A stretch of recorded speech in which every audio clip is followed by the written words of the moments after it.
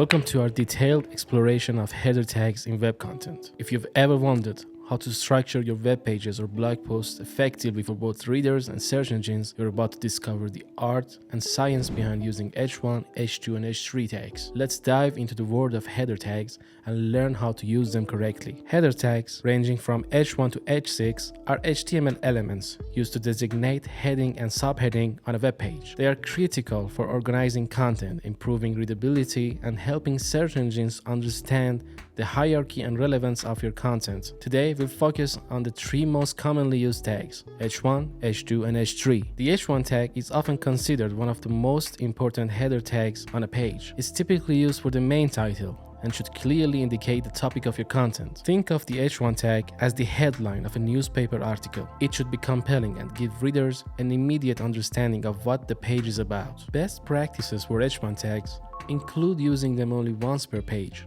This helps maintain a clear focus and a structure. Your H1 should incorporate your primary keyword to signal to search engines what the page is about. However, avoid keyword stuffing.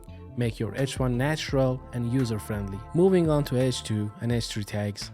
These are used for subheading and help break down content into manageable sections. The H2 tag is used for main subsections of your page, while H3 tags are used for subtopics within those H2 sections. For example, if your H1 tag is the ultimate guide for gardening, your H2 tags could be choosing the right soil, planting techniques, and gardening tools. Under each of these H2 tags, you might have H3 tags like types of soil, step-by-step planting guide, and essential tools for beginners, respectively. It's important to use these tags to create logical hierarchy structure. This structure not only improves user experience, but also helps search engines understand the relative importance of various sections of your content. Remember, while H1 tags are for the overall topic, H2 and H3 tags dive deeper into specific aspect of the topic. Some best practices for using H2 and H3 tags include making them descriptive and keyword rich.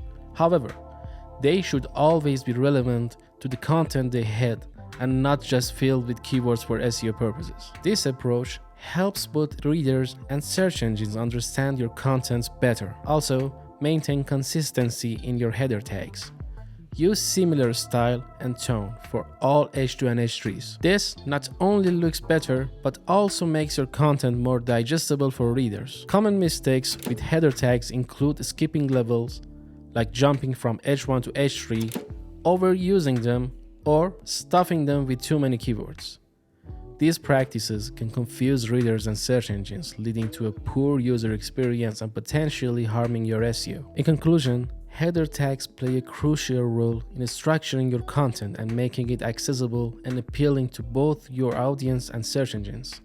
A well-structured page with clear H1, H2, and H3 tags can significantly improve your site's readability and SEO.